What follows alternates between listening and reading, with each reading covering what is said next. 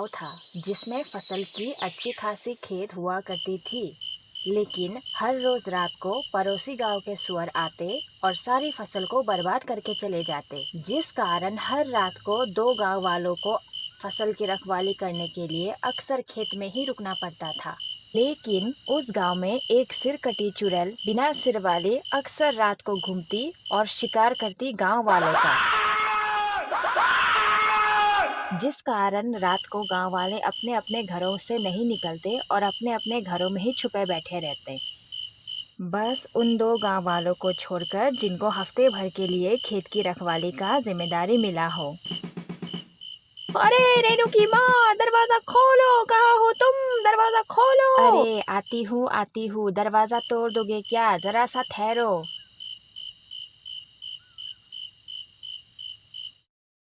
क्या हुआ, इतने घबराए हुए क्यों लग रहे हो? वो सिरकटी चुड़ैल शामू को उठा ले गई। मैंने अभी अभी अपने आंखों से देखा। आज तो शामू मर ही जाएगा।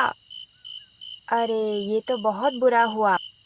और कल रात की बात, मैं या फिर दामू, क्योंकि हम दोनों की ही बारी है अब खेत की रखवाली करने का। अब मैं क्या करूँ रेनू की माँ? मैं मरना नहीं चाहता। आप कल सुबह दामू के पास जाइए रेनू के बापू, शायद वो कोई तरीका सोच ले। तुम ठीक कहती हो रेनू की माँ, मैं कल सुबह होते ही दामू के पास जाऊंगा। अब आप सो जाइए।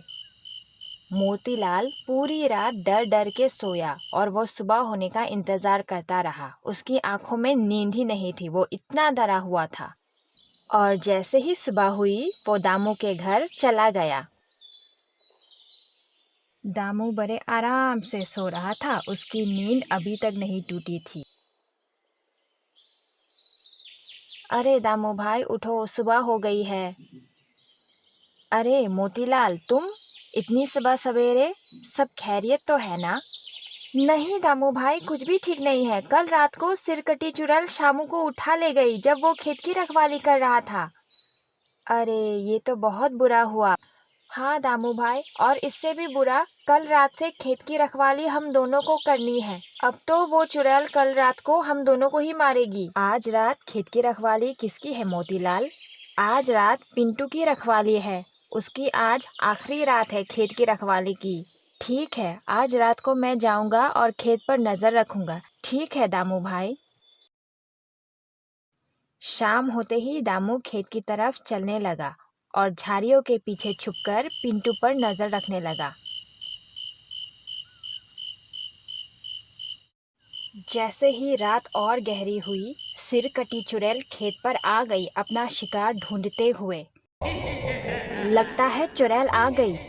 अरे चुड़ैल, मुझे मत मारो, मुझे मत मारो, मेरी बेबी बच्चे, मुझे उनका ख्याल रखना। दामू पिंटू को नहीं बचा सका। हे भगवान, ये चुड़ैल तो काफी खतरनाक लगती है। मुझे भी अब यहाँ से चलना चाहिए। अगली सुबह दामू अपने घर के पीछे भूसे से पुतला बनाने लगा। उतने में ही मोतीलाल उससे मिलने आया। अरे दामू भाई, ये तुम सुबह सवेरे क्या कर रहे हो? मैं इन भूसों से पुतले बना रहा हूँ ताकि उस चुड़ैल से पीछा छुड़ा सकूं। पर ये कैसे मुमकिन है दामू भाई? इन पुतलों को मैं खेत पर हम दोनों की जगह रखूंगा ताकि चुड़ैल आए और इन पुतलों को ले जाए, ना कि हमें। बहुत ही बढ़िया दामू भाई।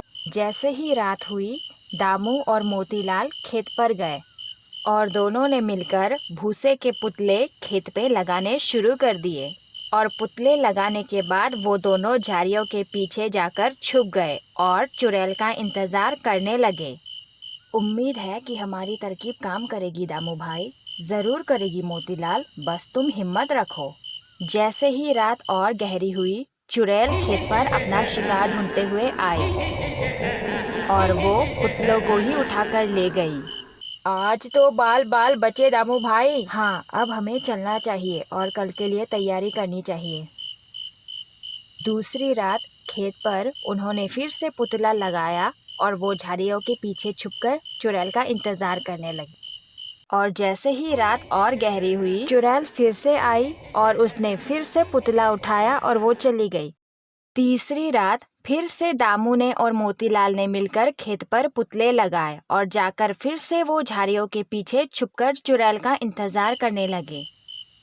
अरे, आज इतनी देर हो गई, लेकिन अब तक चुड़ैल क्यों नहीं आई? लगता है वो हमारी तरकीब समझ गई। अगर ऐसा है तो बहुत बुरा हुआ दामू भाई। कुछ देर और इंतजार कर लेते हैं मोतीलाल, शायद वो आ जाए। ये कैसी आवाज है? लगता है उसने किसी गांव वाले का शिकार कर लिया है। तीसरी रात चुड़ैल ने खेत पर नहीं बल्कि गांव के भीतर आकर गांव वाले पर हमला कर दिया। ये चुड़ैल तो दिन ब दिन काफी खतरनाक होती जा रही है। हमें जल्द से जल्द इस चुड़ैल से पीछा छुड़ाने का कोई ना कोई तरीका सोचना ही होगा, वरना वो सारे गांव वालों को एक एक करके मार देगी। क्या कोई तरीका नहीं उस चुड़ैल से लड़ने का? है, एक तरीका है।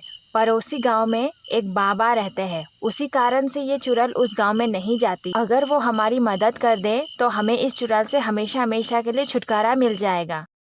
ठीक है, फिर मैं और मोतीलाल कल उस बाबा के पास जाएंगे और मदद मांगेंगे। अगली सुबह दामू और मोती उस बाबा के पास गए। ओम स्वाहा, ओम स्वाहा। बाबा बैठे बैठे पूजा कर रहे थे। उतने में ही मोती और दामू अंदर चले आए।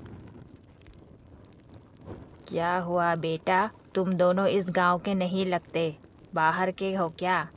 हाँ बाबा, हम इस गांव के नहीं हैं, हम पड़ोसी गांव से आए हैं। हमारे गांव में सिरकटी चुड़ैल आती है और वो गांव वालों का शिकार कर लेती है। क्या आप हमारी कोई मदद कर सकते हैं? मैं तो अब बूढ़ा हो गया हूँ, लड़ नहीं सकता, सिर्फ तरीका बता सकता हूँ। जब वो चुड़ैल तुम्हारा शिकार करने आए, मौका देखकर ये रुद्रा की माला उसे पहना देना और फिर ये गंगा जल उस पर छिड़क देना। वो हमेशा हमेशा के लिए भस्म हो जाएगी। दामू ने गंगा जल और माला ले ली और फिर बाबा का शुक्रिया अदा करके वो वहां से चले गए।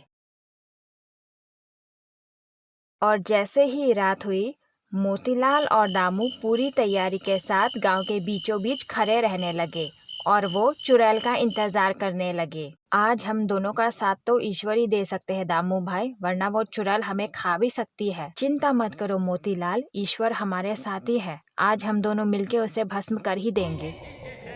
उतने में ही चुड़ैल आई और सीधे दामू का गर्दन पकड़ने लगी।